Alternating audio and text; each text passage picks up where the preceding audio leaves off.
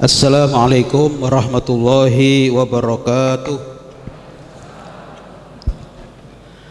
A'udzu billahi minasyaitonir rajim. Bismillahirrahmanirrahim.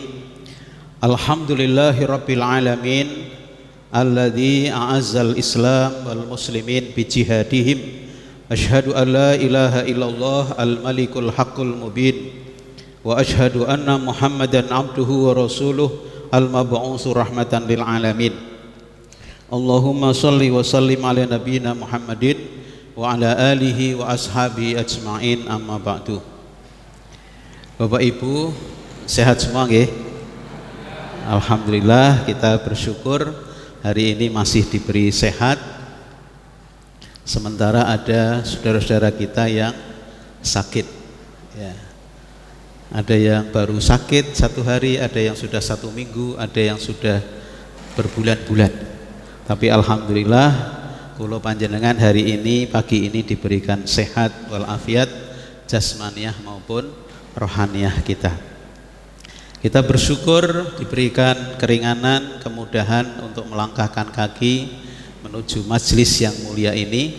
Mudah-mudahan dengan kehadiran kita ini menjadi komitmen kita untuk selalu disiplin menghadiri pengajian.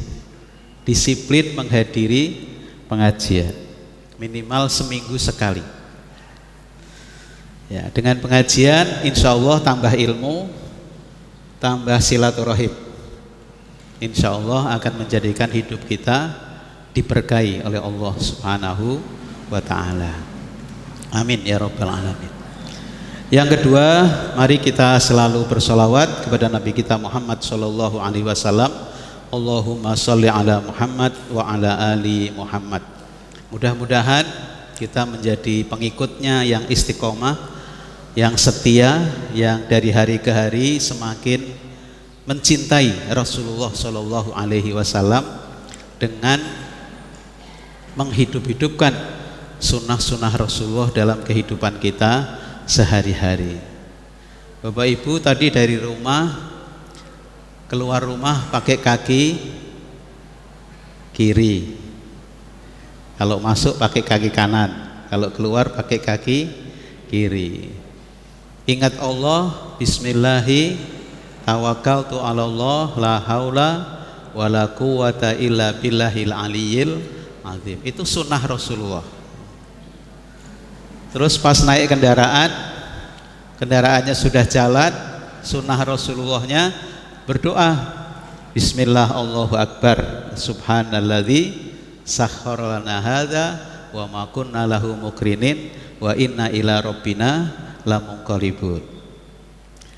Menuju masjid, karena tempatnya di masjid, menuju masjid disunahkan oleh Rasulullah berdoa juga, Allahumma ja'alni fi qalbi nuran wa fi lisani nuran wa fi sam'i nuran wa fi basari nuran wa an yamini nuran wa an yasari nuran wa min fawqi nuran wa min tahti nuran wa min amami nuran wa min warai nuran wa ja'alli fi kullihi nuran.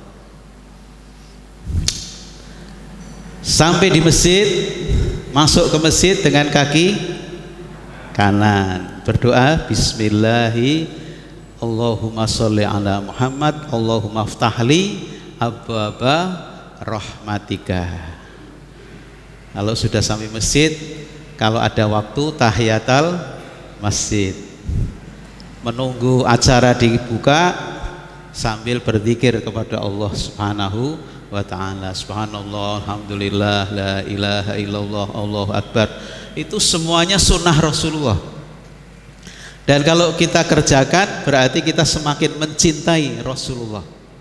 Kalau kita cinta Rasulullah, maka ujung-ujungnya adalah kana ma'i fil jannah, akan bersama Rasulullah di surga. Insyaallah ya. Mudah-mudahan Bapak Ibu sekalian karena mencintai Rasulullah menjadi ahli surga. Amin ya rabbal alamin. Bapak Ibu yang baik yang dimuliakan Allah, kita akan belajar bersama ya. Kita akan belajar bersama ini tentang memantapkan visi keluarga. Mengapa belajar bersama karena belajar yang tidak ada habisnya itu belajar berkeluarga. Ya, Bapak Ibu sudah tahu visi misi yang sudah menikah, ya. Oleh karena itu saya hanya ingin mari dimantapkan bersama-sama. Saya juga belajar, panjenengan juga belajar. Jadi saya menyampaikan ini khususnya untuk diri saya. Dan mudah-mudahan manfaat untuk panjenengan. Yang belum menikah, mudah-mudahan ini menjadi pembelajaran supaya pada saat menikah itu betul-betul sudah mengerti apa itu visi keluarga. Bapak Ibu yang baik yang dimuliakan Allah, sebagai pengantar, ibadah yang dihisab paling awal di akhirat adalah sholat. Jadi panjenengan besok di akhirat itu yang pertama dilihat oleh Allah, dikontrol, diperiksa, diaudit itu sholatnya. Awalu ma yuhasabu alaihil abdu yaumal qiyamah as-shalah. Begitu kata Rasulullah. Besok pertama kali yang dihisab oleh Allah di akhirat adalah sholat. Fa in shaluhat shaluha sairu amalih. Kalau sholatnya baik, maka yang lain-lain dianggap baik. Oh, sholatnya baik, udah silahkan please masuk surga. Yang lain-lain dianggap baik. Fa in fasadat fasada sairu amalih. Kalau sholatnya rusak, maka yang lain-lain dianggap rusak, diperiksa semua satu persatu. Masya Allah. Oleh karena itu Bapak Ibu, kata Al-Quran, walladzina yuhafiduna sholawat, alladzina yuhafiduna sholawat, orang-orang yang menjaga sholat 5 waktunya dengan baik, itulah orang-orang yang akan sukses, ya. 5 waktunya dijaga dengan baik. Nah, mengapa kok sholat, tidak zakat, tidak puasa, tidak haji? Mengapa? Karena sholat itu ibadah yang paling ringan. Yang paling ringan, maksudnya ringan dibandingkan dengan zakat, ringan dibandingkan dengan puasa, ringan dibandingkan dengan haji. Itu paling ringan sholat. Semua orang bisa tanpa modal. Jadi kalau Pak saya tidak bisa sholat, tidak punya modalnya, loh modal sholat apa? Nggak pakai modal apa-apa sholat itu. Pak tapi kan harus punya pakaian, memangnya kalau tidak sholat tidak berpakaian gitu, ya. Jadi sholat itu tidak pakai modal. Kalau zakat kan harus ada modalnya, gitu. Tidak pakai modal apa-apa. Makanya pahalanya paling ringan juga sholat. Pahala sholat itu dilipat gandakan aja sama Allah sampai 700 kali. Zakat juga begitu. Puasa lebih besar pahalanya. Wa saumuli wa ana ajzi bihi. Puasa itu untukku, pahalanya terserah aku, kata Allah. Terserah Allah, tidak dibatasi 700 gitu, enggak. Kalau puasa itu terserah Allah, mau dikasih berapa terserah Allah. Panjenengan semakin ikhlas, pahalanya semakin baik. Kemudian yang paling tinggi haji. Haji itu ibadah yang paling berat. Harus pakai modal, harus pakai kesehatan, tempatnya jauh. Maka al-hajjul mabrur, kata Rasulullah apa? Laisa lahu jaza illal jannah. Kalau seseorang berhaji dan hajinya menjadi haji yang mabrur, tidak pakai pahalanya, tidak hitung-hitungan, langsung masukkan surga, bless. Tidak dihitung lagi, langsung surga. Al-hajjul mabrur laisa lahu jaza illal jannah. Haji yang mabrur pahalanya tidak ada yang lain kecuali masuk surga. Masuk surga kan berarti terakhir sudah, tujuan akhir. kebahagiaan akhirat adalah masuk surga. Nah, Bapak Ibu yang baik yang dimuliakan Allah. Kemudian yang berikutnya, apa ibadah yang paling istimewa? Apa Bapak Ibu? Kalau yang pertama dihisab sholat, yang istimewa apa? Yang istimewa itu pernikahan atau berkeluarga. Ibadah yang paling istimewa adalah menikah atau berkeluarga. Maka ini mas-mas, mbak-mbak yang belum nikah ini cepet-cepet gitu. Karena ibadah yang paling istimewa. Kalau belum dapat cari gitu, cari. Dicari, jangan nunggu saja, dicari. Laki-laki perempuan cari. Ya, sambil tingkatkan ibadah kepada Allah Subhanahu wa ta'ala. Itu ya. Mengapa menikah itu ibadah yang paling istimewa? Jawabnya, karena pernikahan satu-satunya ibadah yang tidak putus di dunia saja, sampai akhirat itu tidak putus. Satu-satunya ibadah. Ibadah sholat kalau sudah meninggal putus. Ibadah zakat putus. Ibadah Ramadan putus. Ibadah haji putus. Ibadah nikah tidak putus, Pak, sampai akhirat. Dalilnya apa Pak Ghazali? Nah, ini dalilnya. Dalilnya ini surat Ar-Ra'd surat ke-13 ayat 23-24. A'udzubillahi minasyaitonirrajim. Jannatu adni yadkhulunaha wa man salaha min abaihim wa azwajihim wa dhurriyyatihim wal malaikatu yadkhuluna alaihim min kulli bab salamun alaikum bima sabartum fa ni'ma uqbaddar. Yaitu surga Aden, Jannatu Adnin, surga Aden, yang mereka masuk ke dalamnya bersama-sama dengan orang-orang yang soleh. Siapa saja? Bapak-bapaknya, istri-istrinya, anak cucunya. Sedang malaikat-malaikat masuk ke tempat-tempat mereka dari semua pintu. Dari 8 pintu. Surga itu ada 8 pintu. Malaikat-malaikat masuk. Sambil masuk itu mengatakan, salamun alaikum, selamat atas kamu semua. Maka alangkah baiknya tempat kesudahan mereka. Maka alangkah baiknya tempat kesudahan mereka.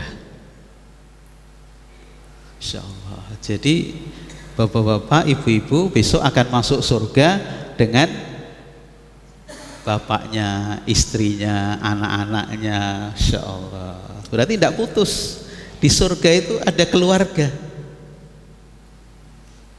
Gitu. Ibu-ibu kalau nanti masuk surga pingin sama suami apa sih pingin sama bidadara? Sama suami. Masya Allah, luar biasa. Kalau bapak-bapak, kalau nanti panjenengan masuk surga pingin sama bidadari apa pingin sama istri? Bidadari coba. Bidadari coba. Enggak pilih istri coba. Masya Allah. Pinginnya sama bidadari. Kok enggak sama istri Pak? Ya nyoba yang baru katanya. Nyoba yang baru. Masya Allah.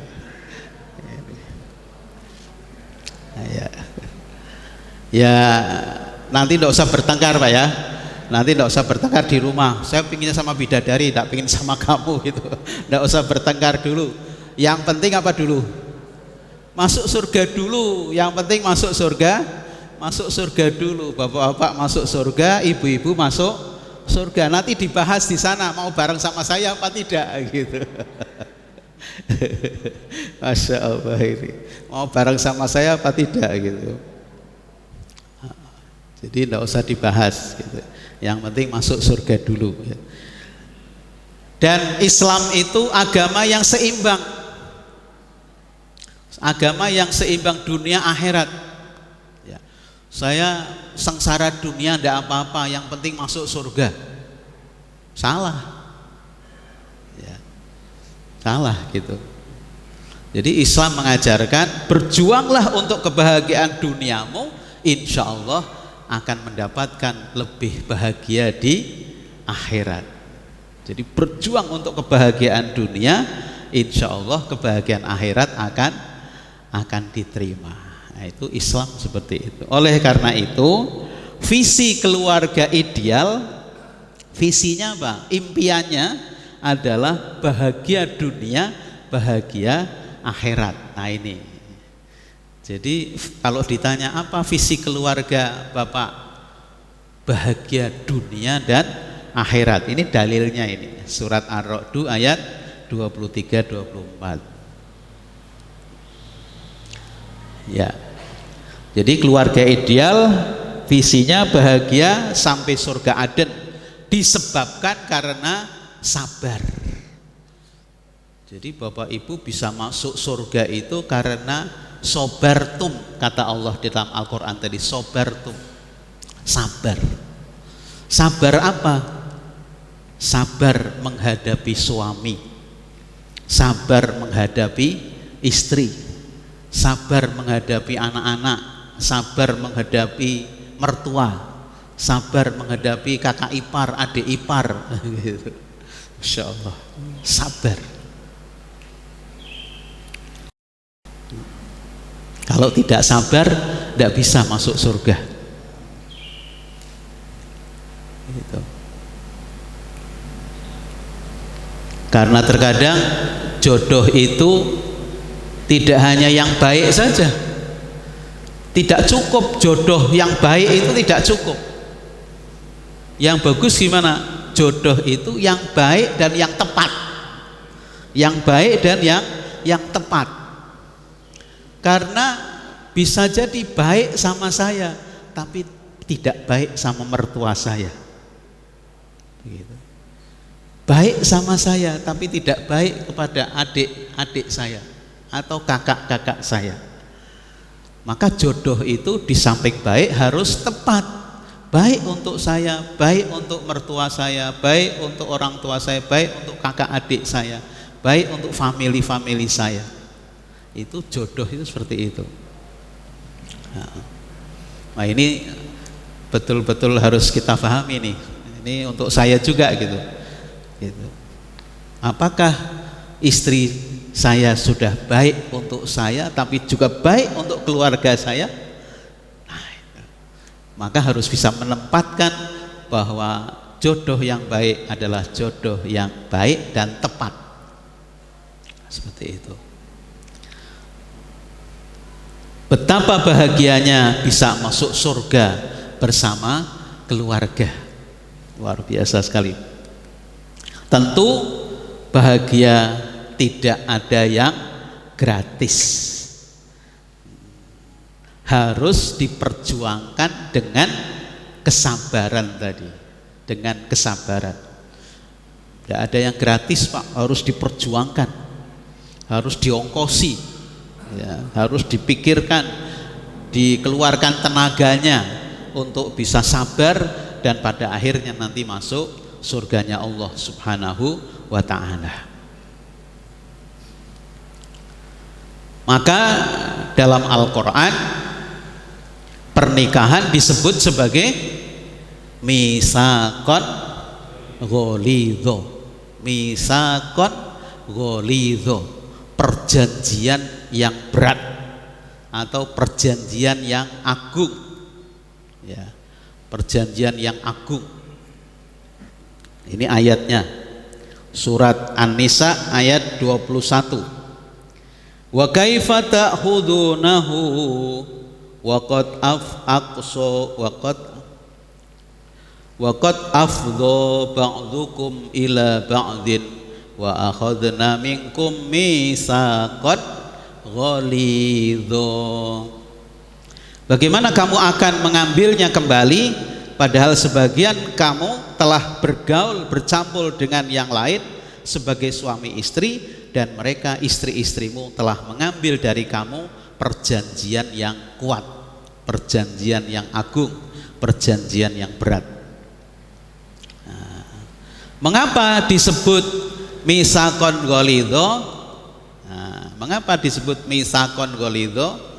Ya, kalau panjenengan baca tafsir nanti akan menemukan satu, karena berkeluarga itu ibadah yang paling lama. Ibadah yang paling lama itu berkeluarga. Tidak ada yang lebih lama. Ya. Jadi ibarat sholat, Bapak Ibu, kalau Bapak Ibu sholat, ya, akdu nikah, Bapak, gobil tu tazwijah wa nikah li nafsi bidzalik, itu takbirnya Allahu Akbar, takbir sholat gitu. mulai beribadah kan takbir sholat. Salamnya kapan? Lulusnya waktu salam. Kapan? Meninggal dunia. Kalau meninggal dunia, salah satu meninggal dunia lulus. Insyaallah.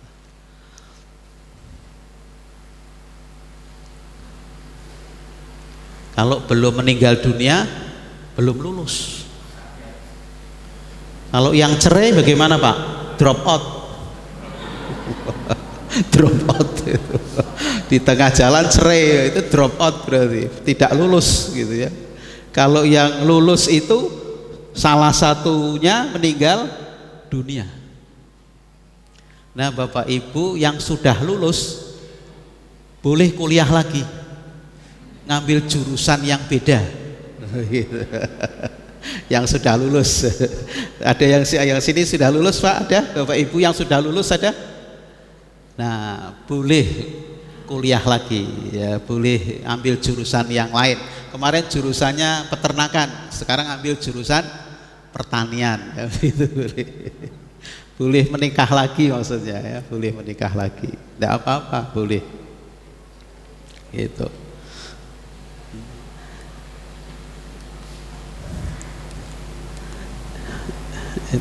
Ada apa ini kok nggak bisa menggoda? Nah ini, bukankah sholat ibadah seumur hidup? Betul, tapi terpotong-potong. Sholat itu ibadah seumur hidup, tapi terpotong-potong. Yang ibadah yang paling panjang itu pernikahan. Ya, sholat paling 10 menit, ya kan, setiap 10 menit. 10 menit itu belum ahli. Kalau belum ahli itu sholatnya 10 menit gitu ya. Kalau sudah ahli berapa? 3 menit. 3 menit itu sudah ahli. 3 menit itu sudah sama wudhu sama pakai mukena. Masya Allah gitu ya. Masya Allah ya. Sholat kok 3 menit. Malaikatnya bingung, ini rukuknya kapan, sujudnya kapan. Insyaallah ya.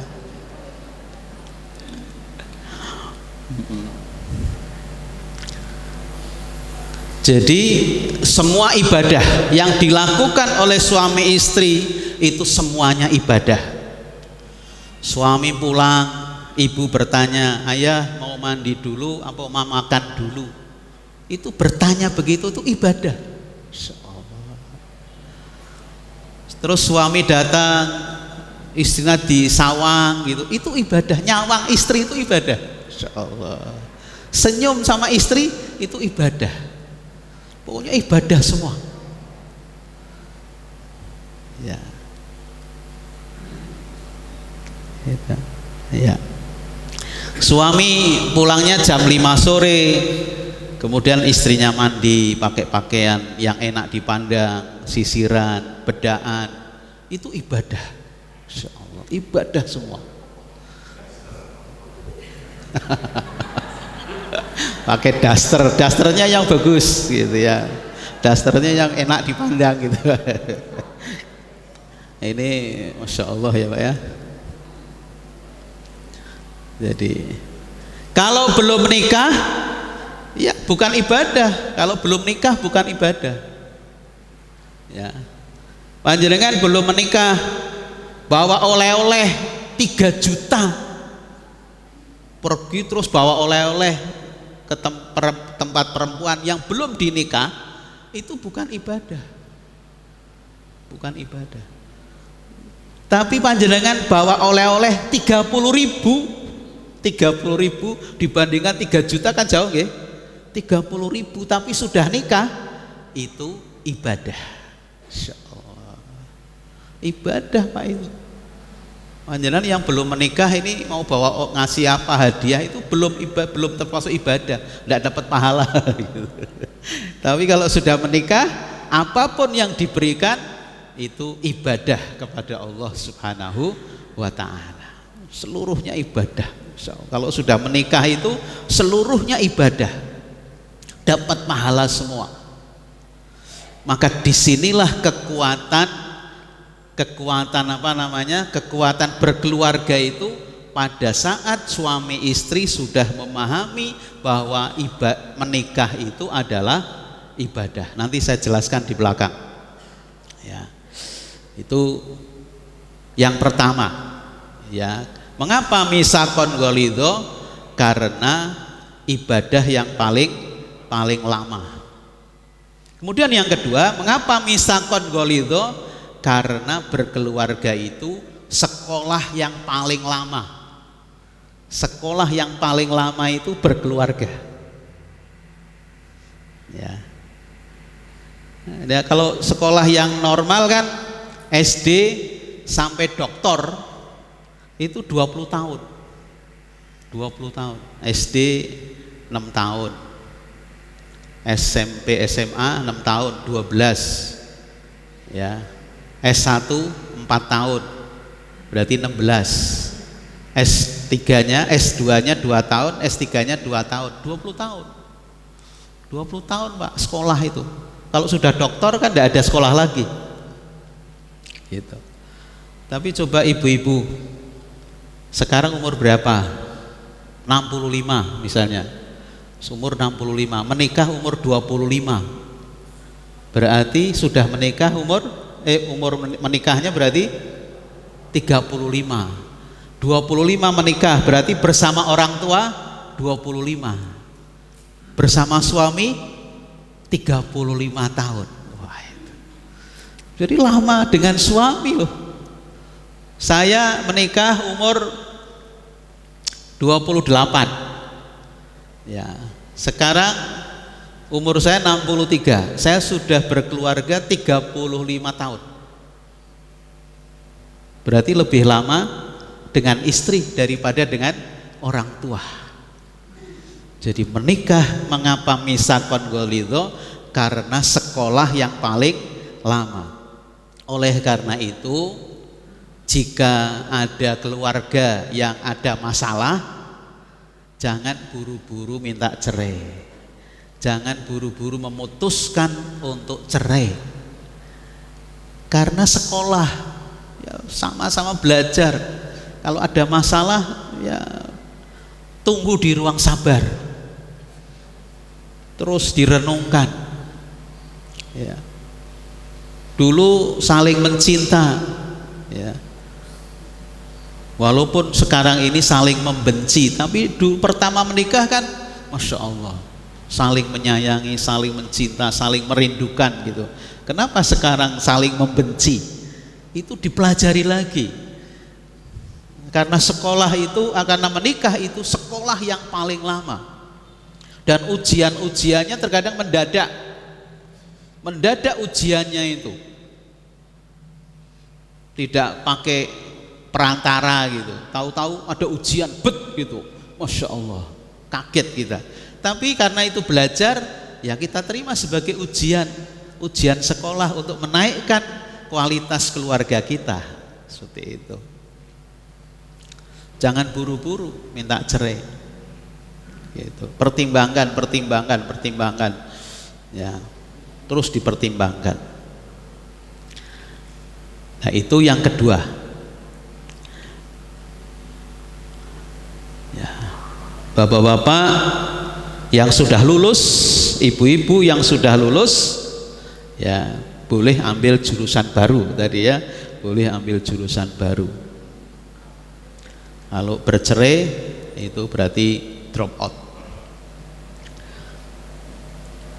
Kemudian yang ketiga, mengapa misakon walidho? Karena berkeluarga kebersamaan yang paling lama. Kebersamaan yang paling lama. Tadi sudah ya. Ini menikah umur 25 tahun bareng sama orang tua. 40 tahun bareng suami. Masya Allah, berarti lebih lama dengan suaminya daripada dengan orang tuanya. Jika suami soleh, suaminya soleh, meninggal dunia, itu paling berat itu. Ditinggalkan anak nggak begitu, ditinggalkan mertua, orang tua nggak begitu sedih. Tapi ditinggal suami soleh, itu berat sekali, berat sekali. Ingat terus itu. Kalau nggak percaya dicoba, dicoba, nggak percaya. Ya. Ya. Rasulullah kehilangan Siti Khadijah. Siti Khadijah niku solehah napa mboten? Luar biasa. Siti Khadijah itu bersedih Rasulullah itu sampai terkenal dengan Amul Huzn, tahun kesedihan. Tahun kesedihan. Jadi kalau sekarang itu ngerek bendera setengah tiang. Itu meninggalnya Siti Khadijah. Bapak-bapak kira-kira nanti kalau istrinya meninggal sedih napa mboten? Seperti Rasulullah napa mboten, Pak? Senyum-senyum. Rasulullah itu istrinya meninggal sedih sekali, sedih sampai terkenalnya dalam sejarah itu Amul Huzn, tahun kesedihan. Insyaallah. Mengapa seperti itu? Nah, ini buat ibu-ibu ini. Mengapa Rasulullah itu sedih sampai kalau lihat saudaranya Khadijah itu Rasulullah nangis. Sudah bertahun-tahun meninggal itu kalau lihat saudaranya Khadijah nangis Rasulullah. Ingat Khadijah. Karena selama 25 tahun pernikahan tidak ada satu kata pun yang menyakiti hatinya. Masya Allah, 25 tahun Rasulullah menikah dengan Khadijah umur 40, Rasulullah meninggal umur 63. Berarti berapa? 23 tahun Pak ya? 23 tahun. Bukan 25, 23 tahun. 23 tahun itu tidak ada satu kata pun dari Siti Khadijah yang menyakitkan hati Rasulullah Shallallahu Alaihi Wasallam. Tidak ada satu pun. Ya, Bapak Ibu bisa bayangkan waktu Rasulullah umur mulai 35 itu Rasulullah sudah naik gunung, senengnya naik gunung ke Gua Hiro, bertahanut, nyepi, nanti turun gitu. Padahal Bapak Ibu zaman itu tidak ada orang seneng naik gunung, tidak ada orang seneng naik gunung tuh, tidak ada. Yang seneng naik gunung tuh Rasulullah toh, calon Muhammad bin Abdullah, belum Nabi ya, seneng naik gunung. Khadijah tidak ngomong apa-apa, tidak ngomong, ya Muhammad, mbok kamu itu wajar saja sih seperti orang lain. Orang lain kan tidak seneng naik gunung, maka kamu naiknya seneng naik gunung gitu. Tidak pernah ngomong gitu. Walaupun kesenangannya itu tidak wajar gitu. Waktu itu tidak ada orang seneng naik gunung, tapi Rasul calon Nabi ini seneng naik gunung. Dan Khadijah tidak ngomong apa-apa. Artinya dibiarkan saja. Waktu kemudian umur 40 dapat wahyu, kan pulang ketakutan itu Rasulullah, didatangi malaikat Jibril dalam keadaan aslinya. Itu Rasulullah ketakutan, pulang pucat wajahnya, ketakutan gitu. Apa yang dilakukan Khadijah? Diselimuti, kemudian ditenangkan hatinya. Kamu itu orang baik, kamu orang yang suka silaturahim, kamu orang yang suka membantu orang lain. Insya Allah tidak ada masalah, tidak ada apa-apa. Itu Khadijah itu tidak ngomong begini, kamu sih Muhammad aneh-aneh naik gunung gitu, tidak ngomong begitu. Memang tidak ada yang senang naik gunung waktu itu Bapak Ibu. Yang senang naik gunung itu hanya Muhammad bin Abdullah ini. Tapi waktu ketakutan tidak menyalahkan itu Siti Khadijah, malah ditenangkan. Wah, ini luar biasa. Maka kesannya dengan Siti Khadijah ini luar biasa sekali Rasulullah itu. Ya. Rasulullah waktu sama Siti Khadijah cuma Siti Khadijah tok satu, istrinya hanya satu tok. Rasulullah menikah lagi dalam rangka dakwah setelah Siti Khadijah meninggal dunia, kan begitu. Ya. Ibu-ibu ini, kira-kira ibu-ibu kalau ibu-ibu nanti meninggal dunia, apa yang akan dikatakan suami ibu-ibu? Apakah seperti Rasulullah? Kira-kira apa Bu?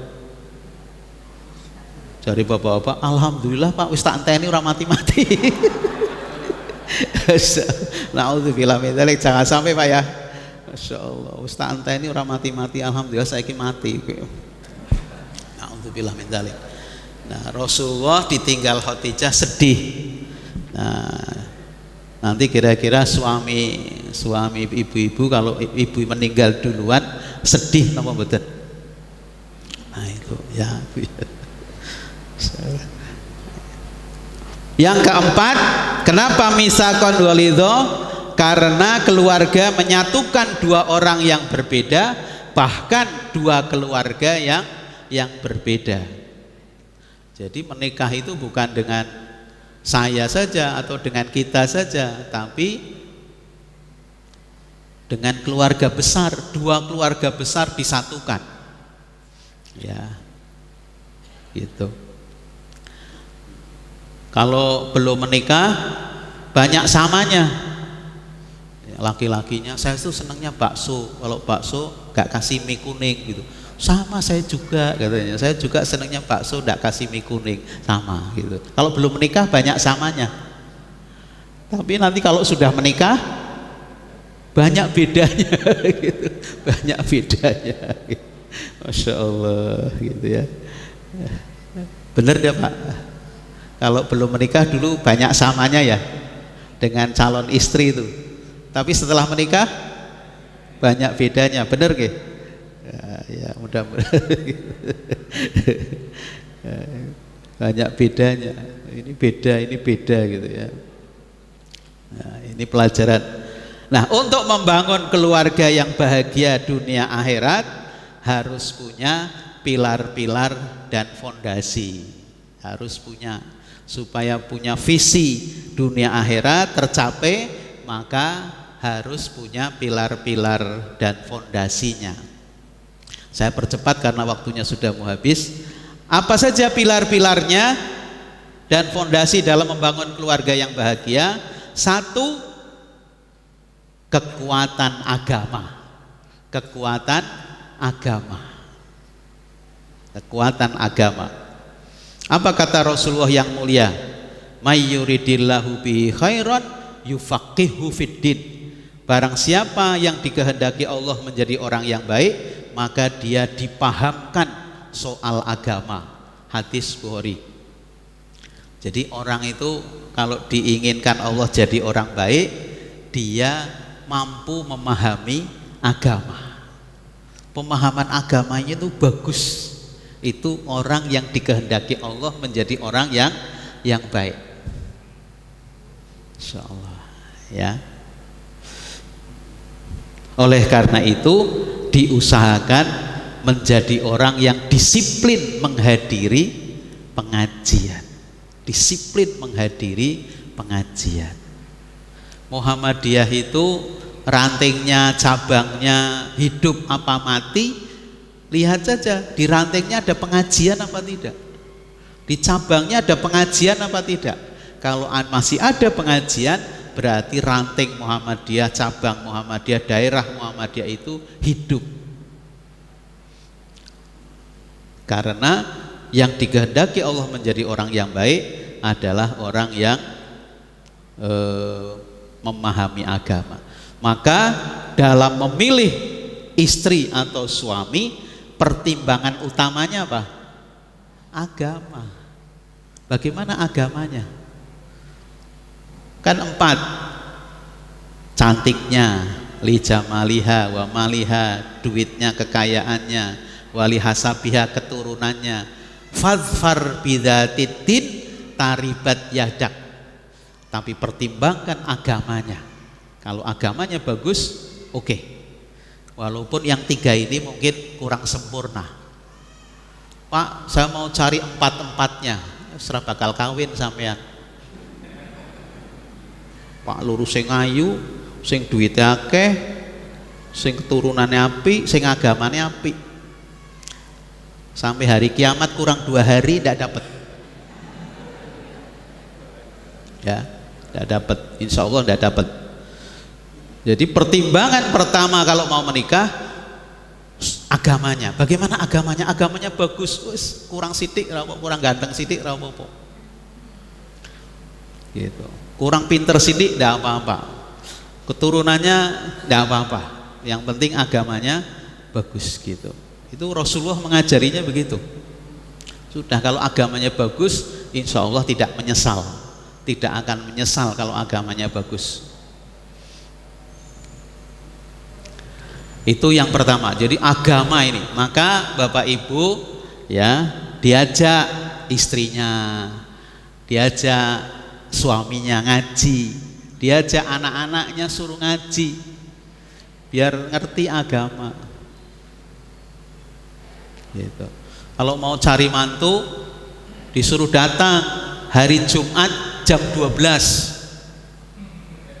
Kalau cari mantu laki-laki, cari perempuan cari mantu, mantunya, Mas datang hari Jumat jam 12 ya ke rumah gitu. Kalau jauhnya ya, udah putus, enggak usah jadi. Berarti pasti tidak sholat Jumat. Tapi kalau Pak, ya enggak bisa Pak, saya Jumatan dulu. Ah ini bagus ini. Insya Allah bagus, agamanya bagus gitu. Nah itu ya. Yang kedua, keutamaan ilmu.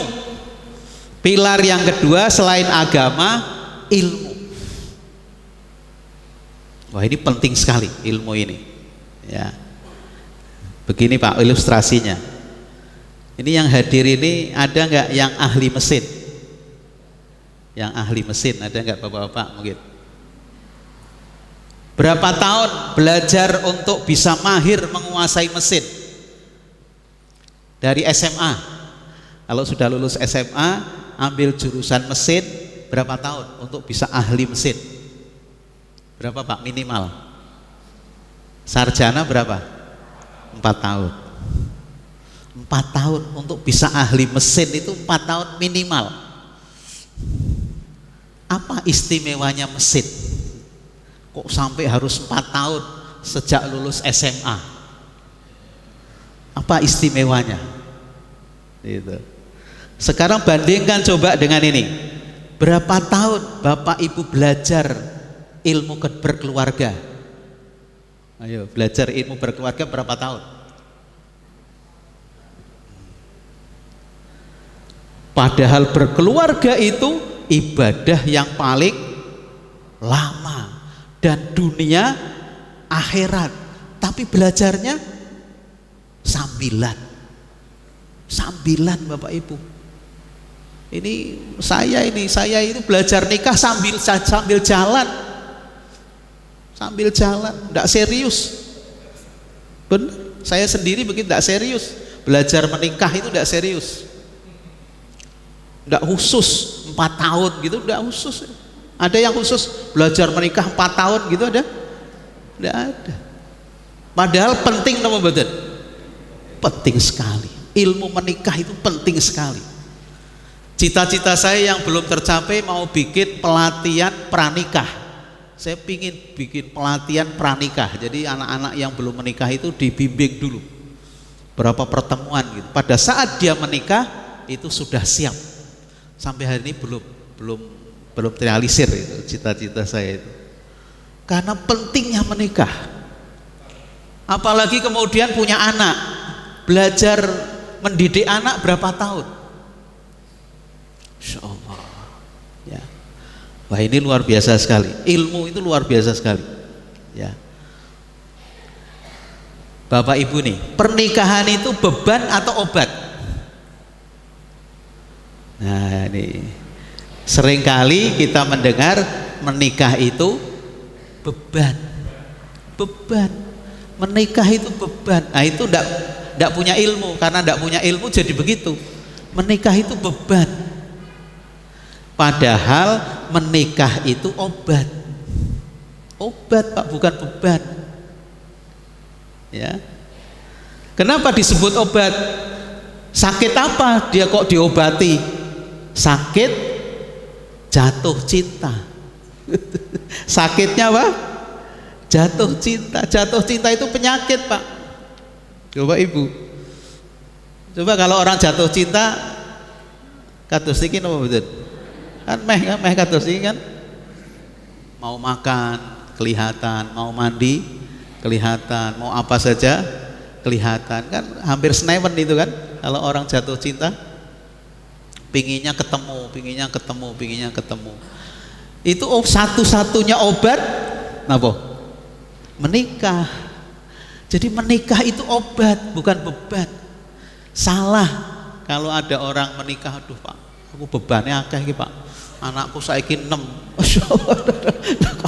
Kok beban? Menikah itu obat, bukan beban. Gitu. Lah keliru nanti kalau sudah keliru semua jadinya begitu. Menikah itu obat, bukan beban. Ya. Dengan menikah lahir keluarga. Keluarga itu merupakan satu pilar peradaban yang sangat besar. Ya. Wah, ini luar biasa. Islam satu-satunya agama yang mengatur pernikahan dengan detail sekali. Dan sampai hari ini Islam menjadikan pernikahan itu sakral, suci. Di dunia barat, Bapak Ibu, ya Allah, pernikahan itu sudah dilecehkan. Wanita, ibu-ibu senangnya dengan wanita, laki-laki dengan laki-laki. Itu kan melecehkan pernikahan. Perempuan kawin dengan perempuan, pingin punya anak, bisa enggak? Enggak bisa. Tapi di barat terjadi, di Amerika terjadi, wanita dengan wanita menikah satu rumah, namanya homoseks gitu ya, lesbian apa itu namanya. Terus pingin punya anak, dia beli spermanya, sperma laki-laki yang paling ganteng di Amerika, sperma laki-laki bintang film yang paling ganteng dibeli, terus dipertemukan dengan sperma dia lewat bayi tabung, nanti lahirlah anak. Anaknya sah apa betul? Sah apa betul Pak anaknya? Tidak sah, wong tidak menikah, tapi punya anak, pakai bayi tabung. Masya Allah, dibeli spermanya. Jadi laki-laki ganteng di Amerika itu spermanya laris. Panjenengan kan spermanya tidak laku di sini. Kalau di Amerika tuh laris spermanya, tapi yang ganteng, tinggi besar, ganteng itu laris spermanya, karena nanti dicampur dengan ovum dari wanita ini, dihidupkan di tabung, akhirnya menjadi bayi tabung. Luar biasa. Sudah dilecehkan pernikahan itu. Islam, Masya Allah, detail. Sampai Islam itu mengatur kapan anak-anak tidak boleh masuk kamarnya orang tua. Diatur tuh. Kapan anak-anak tidak boleh masuk kamarnya orang tua? Menjelang subuh, setelah zuhur, kemudian sesudah isya. Tidak boleh. Karena waktu itu orang tua sedang melonggarkan pakaiannya. Anak-anak tidak boleh masuk.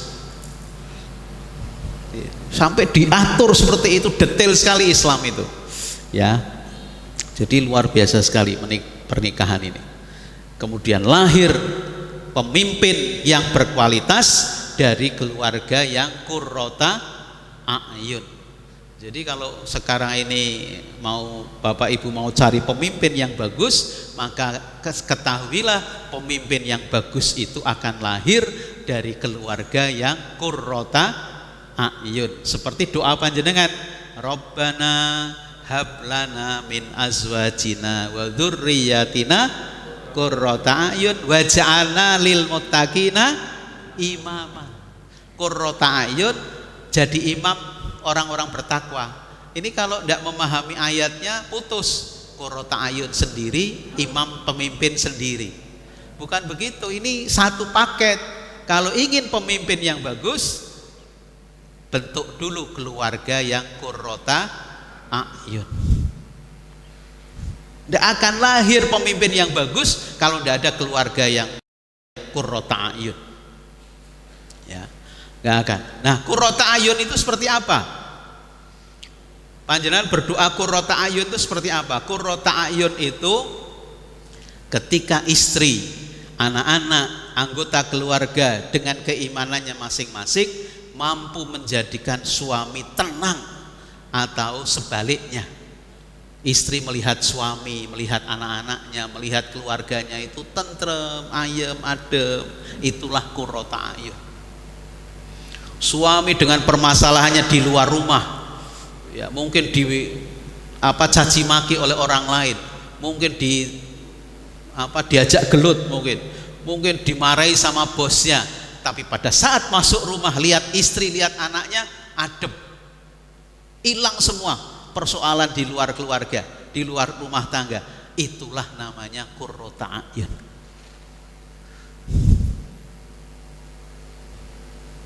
Qurrata a'yun seperti itu. Insyaallah ini pelajaran luar biasa sekali. Ya. Maka satu-satunya syarat yang tidak putus sampai akhirat adalah pernikahan. Satu-satunya syariat yang tidak putus sampai akhirat adalah pernikahan. Pernikahan itu tidak putus. Tadi yang lain-lain putus. Untuk membangun qurrata a'yun harus tahu tugasnya masing-masing. Apa fungsi suami, apa fungsi istri. Nah, apa Bapak Ibu fungsi suami istri? Ini fungsi suami atau istri. Kalau suami ya berarti menjadi suami. Kalau istri sebagai suami, menjadi kekasih, menjadi partner, menjadi ayah. Jadi kalau bapak-bapak fungsinya adalah menjadi suami, menjadi kekasih, menjadi partner, menjadi ayah. Kalau ibu-ibu fungsinya menjadi istri, menjadi kekasih bagi suaminya, menjadi partner bagi suaminya, menjadi ayah dari anak-anaknya. Kapan menjalankan sebagai suami? Apabila membimbing, menasehati, melindungi istri. Itulah bapak berperan sebagai suami. Kapan menjadi kekasih? Rasulullah nih lomba lari sama Siti Aisyah, mandi bersama, nah itu kekasih. Rasulullah itu terkadang mandi bersama Siti Aisyah masuk sama istrinya, nah itu kekasih.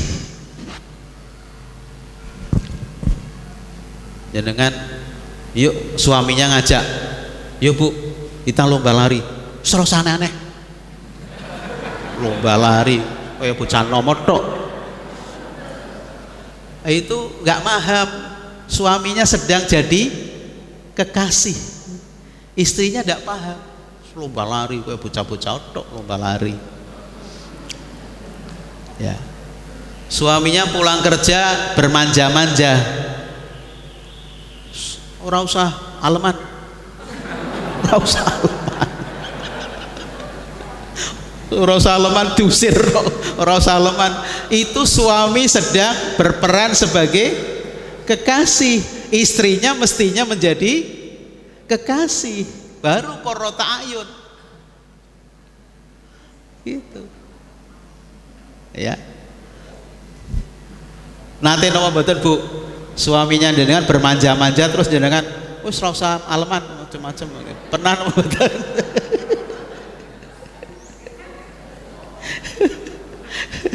Masya Allah. Bayangkan Rasulullah itu panglima besar, Nabi, pemimpin umat, ngajak lomba lari sama Siti Aisyah. Itu apa kalau bukan kekasih? Kekasih Pak itu. Terkadang menang Rasulullah, terkadang menang Siti Aisyah. Nanti baca apa betul nih? Betul itu. Rasulullah lomba lari, mandi bersama. Jenengan nanti mandi bersama apa betul? Ale istri. Aku saya dewi. Ya sekali-kali mandi bersama, yuk ya. Nah, sebagai partner Rasulullah apa? Rasulullah sebagai partner tuh habis isya cepat-cepat pulang. Habis sholat isya cepat-cepat pulang supaya bisa ngobrol dengan istri, berdialog dengan istri. Itu suami sebagai partner. Rasulullah kalau istrinya masak ditungguin. Nanti kalau istrinya butuh air, Rasulullah yang mengambilkan. Itu partner. Istrinya sedang masak, kok rumahnya kotor, Rasulullah nyapu. Rasulullah tuh nyapu Pak, nyapu rumahnya. Sendalnya copot, dijahit sendiri. Masya Allah. Itu Rasulullah sebagai apa? Sebagai partner. Kemudian yang terakhir sebagai ayah. Kapan laki-laki sebagai ayah? Kalau dia ngajak main anak-anaknya. Rasulullah kuda-kudaan sama cucu-cucunya. Rasulullah merangkak, terus Hasan Husain naik ke punggungnya. Jaran-jaranan.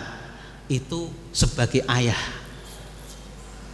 Anak-anak sekarang mainnya gadget. Mungkin karena bapak ibunya tidak ngajak main. Tidak kurang ngajak main. Coba kalau bapak ibu diajak main anaknya. Kalau pas main kan tidak main gadget. Kalau sering-sering main dengan bapaknya, berkurang main HP-nya. Tapi kalau anak-anak nganggur di rumah, mesti ingatnya HP, game, mesti begitu. Tapi kalau bapak ibunya ngajak main, diajak bereksplorasi gitu, diajak keluar, diajak naik sepeda, diajak ini, nanti berkurang main HP-nya. Gitu. Tapi kalau sudah gadis, sudah besar ya sudah. Tapi kalau masih anak-anak itu seperti itu. Ya, itu sebagai ayah.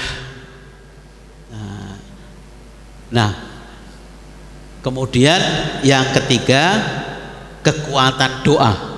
Pilar yang ketiga, jadi pilarnya agama, kemudian ilmu, yang ketiga kekuatan doa. Sakinah, keluarga yang sakinah itu keluarga yang cocok. Ya, sakinah itu cocok, suami istri cocok itu sakinah. Kalau suami istri tidak cocok, tidak sakinah. Nah, cocok apanya? Akan menjadi sakinah jika suami istri cocok memerankan fungsinya masing-masing. Nah, tadi fungsinya kan tadi 4 tadi ya. Jadi misalnya nih, suami berperan sebagai kekasih, maka istri harus berperan sebagai kekasih, cocok, sakinah. Suami laki-laki berperan sebagai suami, perempuan berperan sebagai istri, cocok, sakinah. Tapi kalau tidak sama, tidak sakinah. Istrinya, suaminya pingin jadi kekasih, istrinya pingin jadi istri, tidak cocok, tidak sakinah. Maka untuk membangun seperti itu tidak ada jalan lain kecuali doa, ibadah, ya, fasta'in billah, pertolongan Allah. Jadi Bapak Ibu, menikah itu rumusnya apa? Menikah itu rumusnya minta tolong sama Allah, itu aja. Di samping agama, di samping ilmu, yang tidak kalah pentingnya adalah fasta'in billah, minta tolong sama Allah. Karena ngadepi suami juga repot, ngadepi istri juga repot. Tidak mudah itu. Menghadapi istri, menghadapi suami itu tidak mudah. Akan mudah kalau ditolong sama Allah Subhanahu wa ta'ala. Gitu.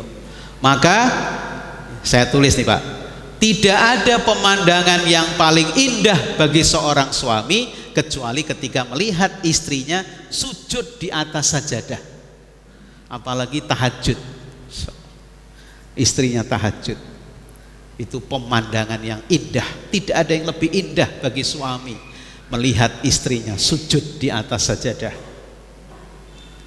Tidak ada pemandangan yang paling indah bagi seorang istri kecuali ketika melihat suaminya sujud di atas sajadah. Dan tidak ada pemandangan bagi orang tua yang paling indah kecuali ketika melihat anak-anaknya sujud di atas sajadah. Bayangkan sebaliknya, istrinya panjenengan tidak sujud, suaminya panjenengan tidak sujud, anak-anaknya panjenengan tidak sujud. Coba apa yang terjadi? Oleh karena itu kemudian Allah mengatakan wasta'inu bisabri wassalah, minta tolonglah kamu kepada Allah dengan salat. Kalau sudah berkeluarga, Masya Allah, tahu-tahu bisa beli ini, bisa beli ini, bisa beli ini, bisa beli ini, bisa beli ini. Padahal dari segi logika gak cukup duitnya. Tapi berkeluarga, tadinya mau beli motor tuh mikir-mikir, tapi setelah berkeluarga bisa beli motor. Bahkan motornya tidak satu, bisa beli mobil, bisa beli rumah, bisa beli, Masya Allah. Itu kenapa? Karena ditolong sama Allah Subhanahu wa ta'ala. Maka suami istri kalau sudah ibadahnya kenceng, insya Allah rumah tangganya beres. Ya, terakhir, tapi ingat, nah ini perlu diingatkan, tapi ingat Bapak Ibu, apa yang perlu diingat? Pernikahan itu seperti bunga mawar.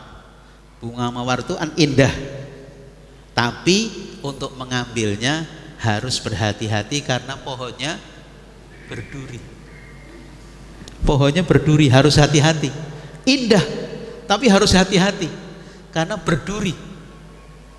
Kenapa berduri? Kata Rasulullah, istri diciptakan dari tulang rusuk laki-laki yang bengkok. Jadi tulang rusuk laki-laki yang bengkok. A'laha, kata Rasulullah, yang paling atas. Yang paling atas itu berarti paling bengkok. Istri itu diciptakan dari tulang rusuk yang paling bengkok. Kalau mau diluruskan cok tugel, tidak diluruskan ya bengkok terus. Wah, itu suami harus hati-hati itu.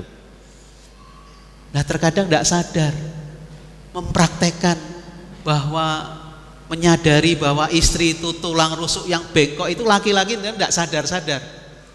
Wangel teman bojoku dikai, ya memang bengkok. Memang bengkok istri. Wangel pun Pak bojoku dikandani kok angel teman. Ya memang bengkok. Istri itu bengkok memang. Susah itu, tidak mudah menghadapi istri itu. Karena memang diciptakan dari tulang rusuk yang bengkok. Nah, terkadang bapak-bapak nggak menyadari itu.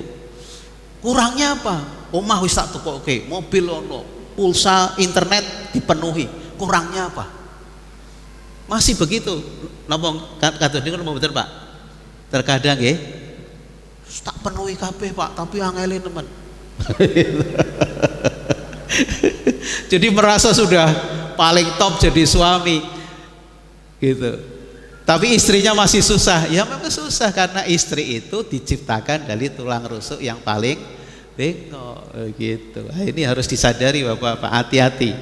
Kemudian yang kedua, laki-laki itu logikanya panjang, perasaannya pendek. Kalau perempuan logikanya pendek, perasaannya panjang. Maka kalau sudah menikah, maka suami harus memendekkan logika, memanjangkan perasaan. Wanita memanjangkan logika, memendekkan perasaan. Itu kalau sudah menikah harus begitu. Bagaimana supaya begitu? Menyadari bahwa semuanya adalah ibadah kepada Allah Subhanahu wa ta'ala. Sudah ibadah, tidak akan menyesal. Yang saya lakukan ini ibadah, pasti dapat pahala. Kalau suami saya tidak senang, yang penting saya dapat pahala. Kalau istri saya tidak senang, yang penting saya dapat pahala. Karena ibadah semua, sudah tidak akan kecewa. Kalau sudah seperti itu, ya. Kemudian yang terakhir, kekuatan kata-kata. Ini belum terakhir, nomor 2 dari terakhir. Pilar yang ketiga, kekuatan kata-kata. Jadi wal yakhshal ladzina law taraku min khalfihim dzurriyyatan di'afa khafu 'alaihim falyattaqullah wal yaqulu qaulan sadida, dan berkatalah dengan perkataan yang benar. Jadi kalau ingin membangun keluarga yang bagus, yang ideal, yang visinya bahagia dunia bahagia akhirat, maka harus kata-katanya harus dijaga. Suami berkata-kata harus dijaga, istri berkata-kata harus dijaga. Kata-katanya itu harus benarnya, itu benar isinya, benar caranya. Jadi benar di sini, benar kontennya, benar metodenya, caranya. Terkadang isinya benar, tapi konten caranya salah. Ibu-ibu ngajak suaminya sholat, benar apa betul? Benar, tapi terkadang caranya salah. Bapaknya lagi nonton TV, sudah azan sudah selesai gitu. Ibunya mau ke kamar mandi bilang, Pak sudah azan, mari kita sholat gitu. Ibunya sudah selesai wudhu, sudah pakai mukena, suaminya masih nonton TV. Terus ibunya begitu, inna lillahi wa inna ilaihi raji'un. Mudah-mudahan jabang bayi ora tiru karo bapake. Dijak sholat megah. Itu caranya benar apa tidak? Salah. Ngajaknya benar tapi caranya salah. Yang benar gimana? Yang benar, Pak, saya itu kalau makmum sama bapak, sholat saya jadi khusyuk. Diajak sholat, terus bapaknya belum berangkat wudhu, terus ngomong lagi, Pak saya itu kalau sholat makmum sama bapak, sholat saya jadi khusyuk. Walaupun aslinya tidak khusyuk, karena suaminya suka aneh-aneh ya. Baca watini wazaituni wa turi sinina wa hadzal baladil amin laqad khalaqnal insana fi ahsani taqwim tsumma radadnahu asfala safilin illa alladziina amanu wa amilus solihati wa tawasau bil haqqi wa tawasau bis sabri. Istrinya di belakang bingung, leh kok jadi wal asri. Nggak khusyuk tapi tetap ngomongnya. Pas sekali baca qul ya ayyuhal kafirun tidak selesai. Qul ya ayyuhal kafirun la a'budu ma ta'budun wala antum abiduna ma a'bud wala ana abidu ma abadtum wala antum abiduna ma a'bud. Putaran ke-8 baru lakum dinukum.